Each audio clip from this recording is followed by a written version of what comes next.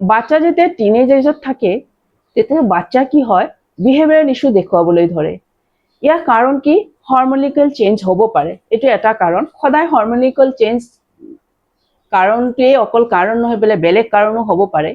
এইটোৱে যে তেওঁলোকে কি কৰে পেৰেণ্টছৰ লগতো ইমান ভাল বিহেভ নকৰে। কেতিয়াবা দেখা যায় যে পঢ়া শুনাতো তেওঁলোকে অমনোযোগী হৈ যায়, অকলে থাকিবলৈ ভাল পায়, কথাই কথাই খং কৰে।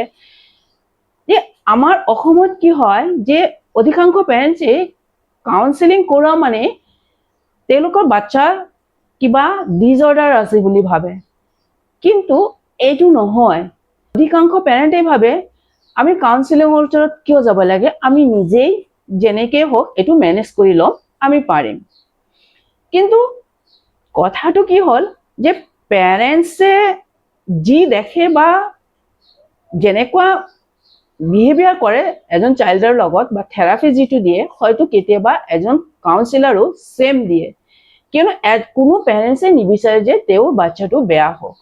ডিফাৰেন্সটো মাত্ৰ ইমান যে কাউন্সিলাৰৰ যিটো তৰিকা হয় সেইটো এজন পেৰেণ্টছতকৈ most of the time different হয়।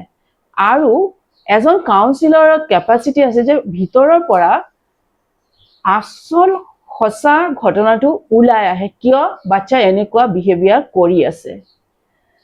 সেইটো সাইডৰ পৰা কাউন্সিলাৰৰ লগত কনসাল্ট কৰাটো ইম্পৰ্টেন্ট আৰু হেল্পফুল হয়।